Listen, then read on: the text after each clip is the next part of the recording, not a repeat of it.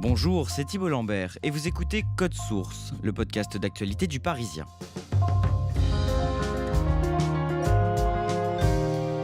Il se rêvait en Steven Spielberg français, capable de concurrencer Hollywood avec des films à gros succès comme Lucie ou Le Cinquième Élément. Depuis quelque temps, la carrière du réalisateur Luc Besson tourne au ralenti, même si son nom est apparu au mois de juin au générique d'un film d'horreur dérivé de sa saga Arthur et les Minimoys. Après plusieurs échecs au box-office, le cinéaste a dû vendre sa société de production il y a 2 ans et son image se retrouve ternie après la plainte d'une actrice et les témoignages de plusieurs femmes qui l'accusent de violences sexuelles. Code Source retrace le parcours de Luc Besson aujourd'hui avec Catherine Ball, reporter cinéma au service culture du Parisien.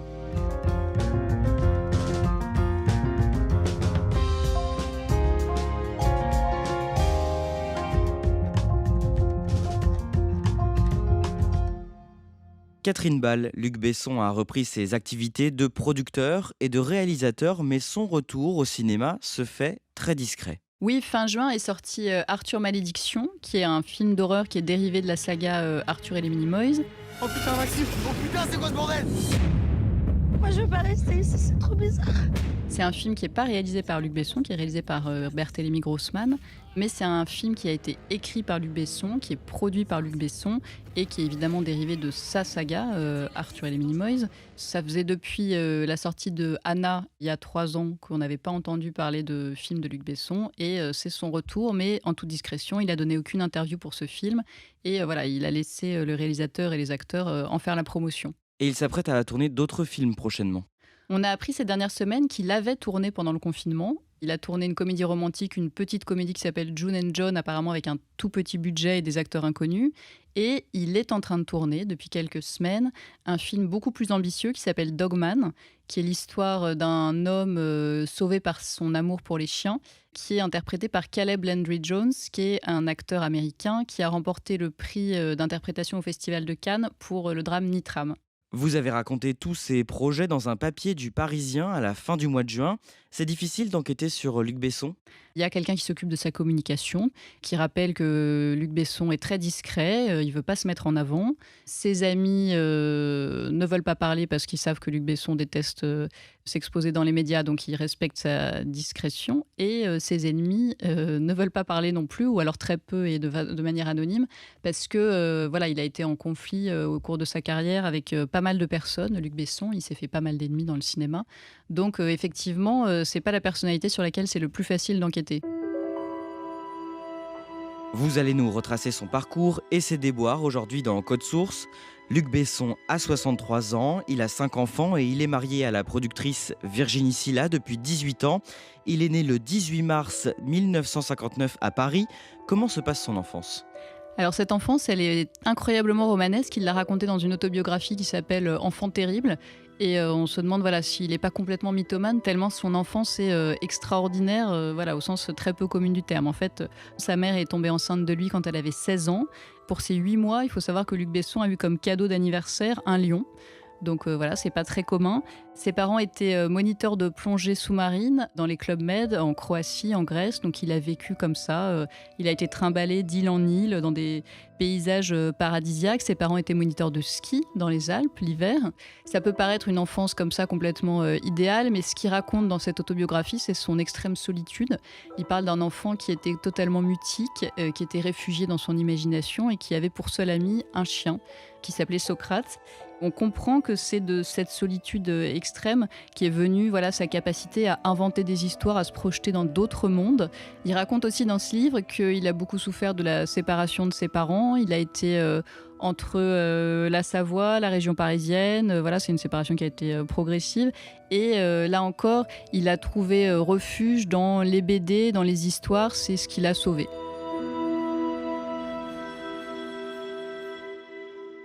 Lorsqu'il a 17 ans, il arrête le lycée pour se lancer dans le cinéma. Oui, Luc Besson raconte qu'il était très mauvais à l'école, mais il avait cette fascination déjà pour le cinéma. Et à 17 ans, il commence à faire des stages.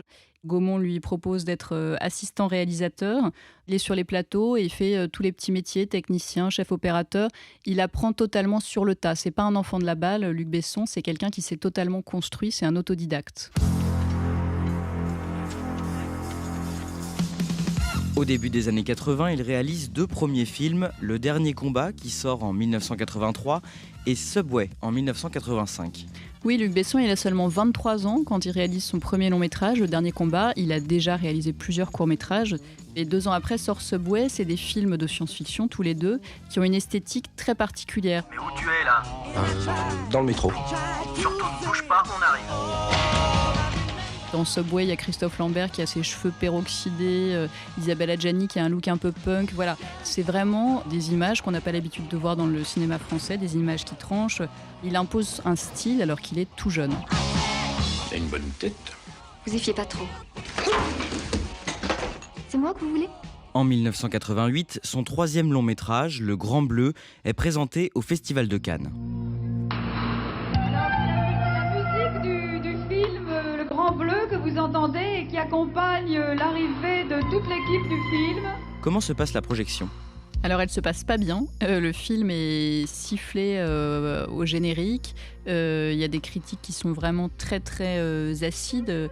Libé écrit que Luc Besson traite l'écran de cinéma comme la vide d'un aquarium, c'est-à-dire qu'en gros il pose sa caméra devant la mer. C'est une histoire très courte à l'intérieur du long film de Luc Besson, 2h30 sous l'eau, et c'est l'exemple même, ce film, de ce qu'est la crise du cinéma aujourd'hui. On dit qu'il manque des producteurs, il manque des scénaristes. Le film de Luc Besson manque à la fois de producteurs, de scénaristes et même de metteurs en scène. Donc le film est critiqué, mais c'est un film qui fait beaucoup parler. Le Grand Bleu, c'est donc la vie du plongeur Jacques Mayol. C'est un film avec Rosanna Arquette, Jean-Marc Barr, Jean Reno. C'est un film qui fait l'événement à Cannes, mais la projection se passe dans ces conditions tellement chaotiques que le lendemain, Luc Besson commence sa conférence de presse en disant « Ah, c'est pas très sympa ». Il faut pas que les critiques qui, des fois, ont entre 30 et 50 ans, qui ont beaucoup plus de métier que moi, me tapent dessus comme ça parce que c'est pas très sympa. Mais à sa sortie, le film est un très grand succès populaire.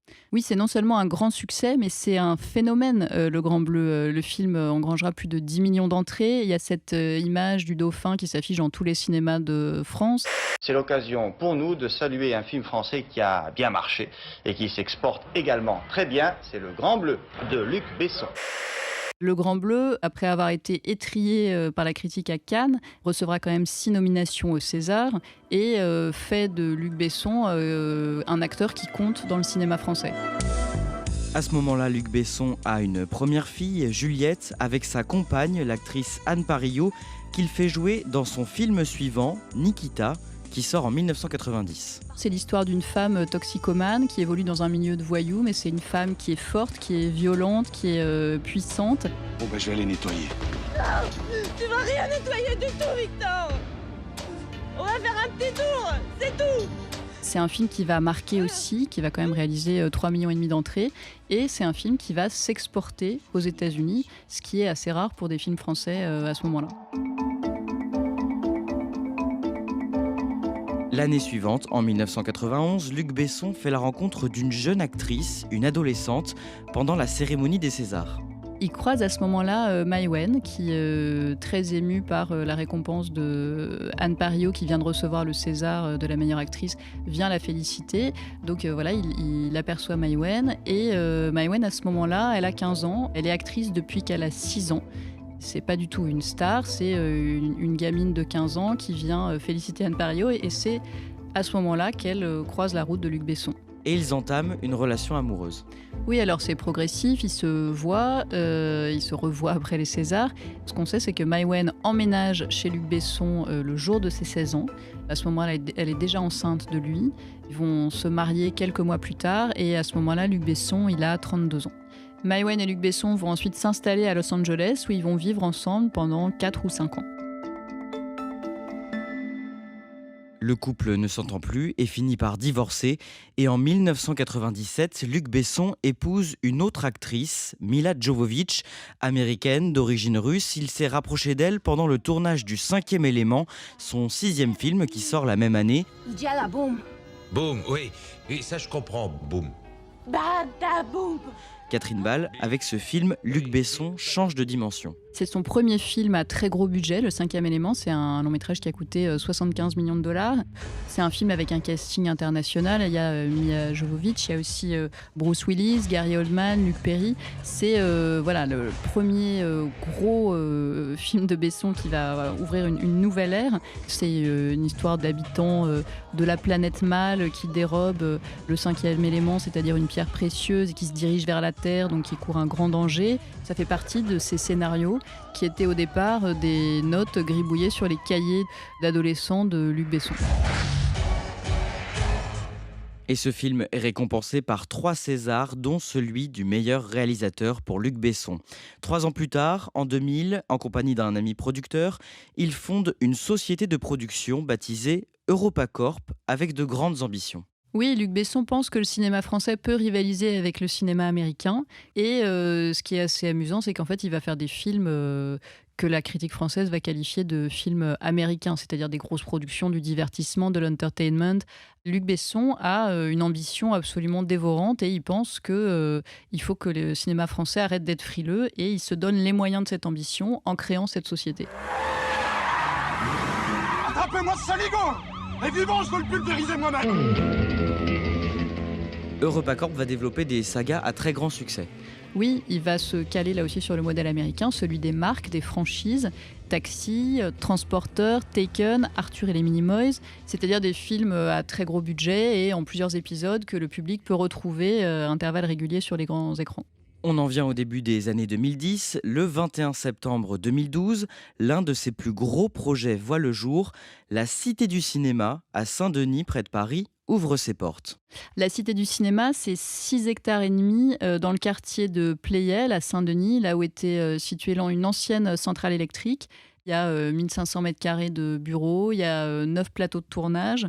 Et il y a un restaurant, il y a une cafétéria et il y a 2 écoles de cinéma. L'école Louis Lumière qui n'a pas été fondée par Luc Besson mais dont il accueille les étudiants et l'école de la Cité du cinéma qu'il a créée totalement. Je ne rêve que d'une chose maintenant, c'est les metteurs en scène qui aujourd'hui ont 8, 9 et 10 ans, qui vont faire des chefs-d'œuvre dans cette cité et j'espère qu'ils vont nous faire des beaux films. Est-ce qu'on sait combien ça a coûté ? La Cité du cinéma à Saint-Denis, elle a coûté 160 millions d'euros qui ont été financés par essentiellement la Caisse des dépôts et Vinci. C'est un projet colossal. Pour ça, Besson, il a dû convaincre les élus locaux. Besson est arrivé avec ce projet qui a été baptisé assez vite Hollywood sur scène. C'est à la fois un créatif, un type à l'imagination débordante qui écrit ses films, mais c'est aussi un homme d'affaires, un businessman et un type qui sait convaincre les autres que rien n'est trop grand pour ses ambitions. La même année, en 2012, les finances de sa société de production, EuropaCorp, sont dans le rouge, en raison notamment de plusieurs échecs commerciaux au cinéma.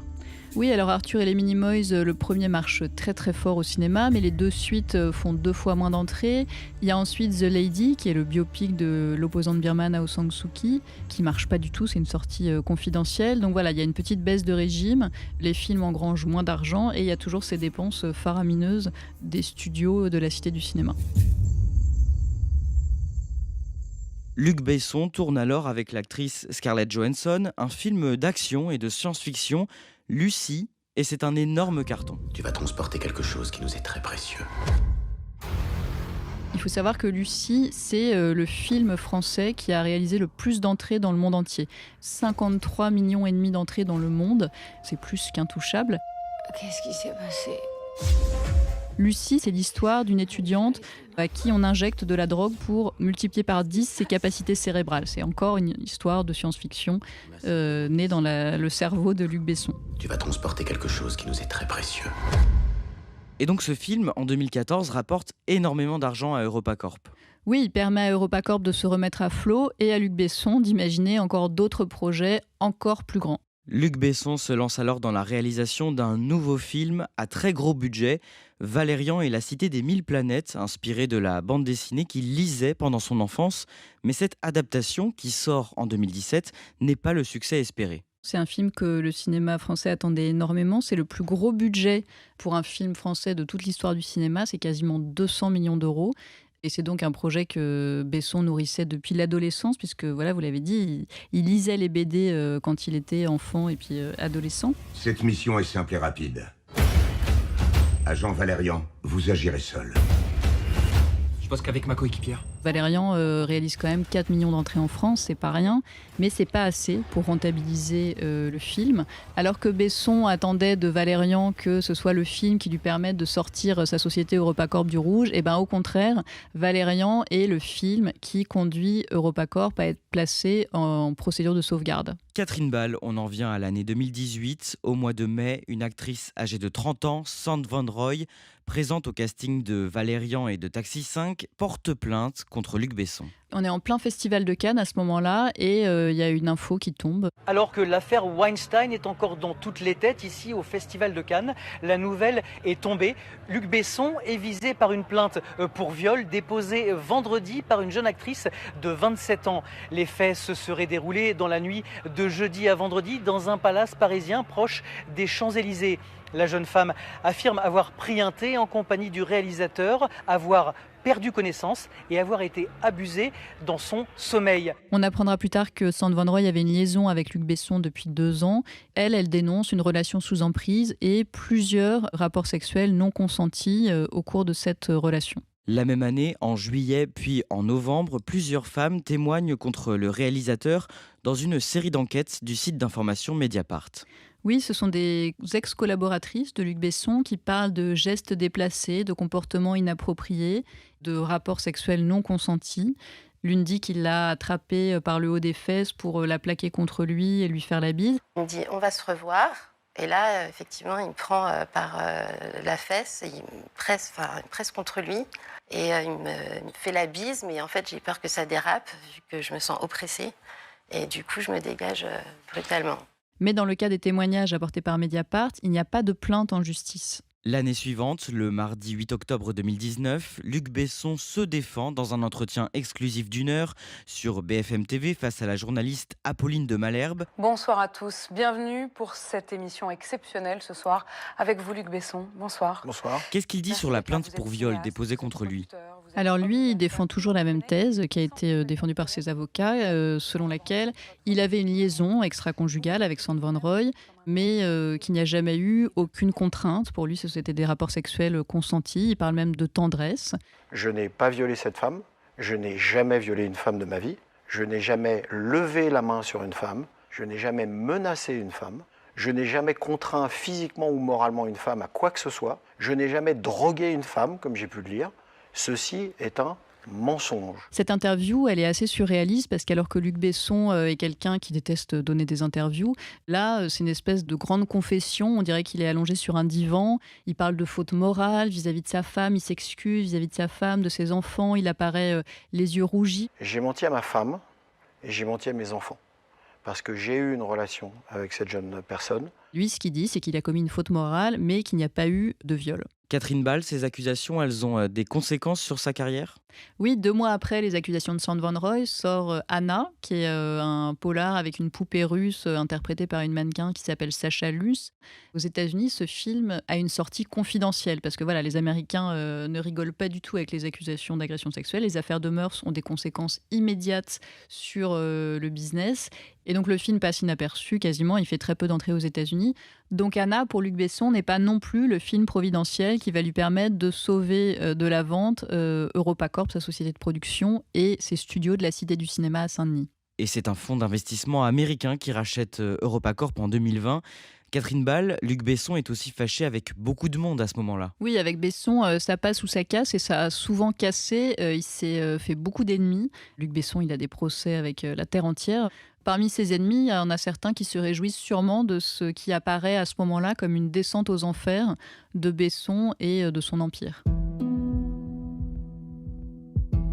Catherine Ball, on en vient à cette année 2022 et à ce que vous nous racontiez au début de cet épisode.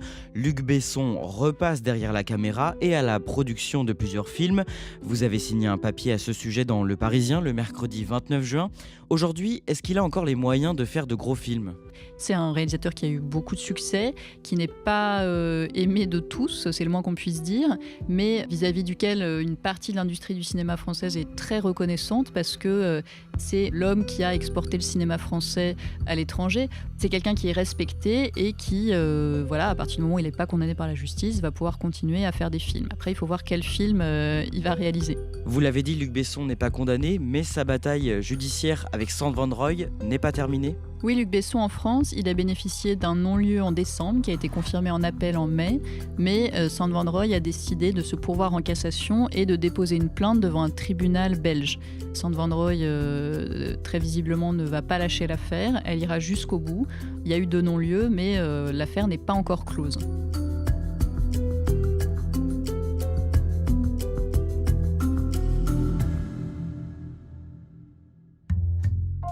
Merci à Catherine Ball. Cet épisode a été produit par Lola Sotti et Raphaël Pueyo.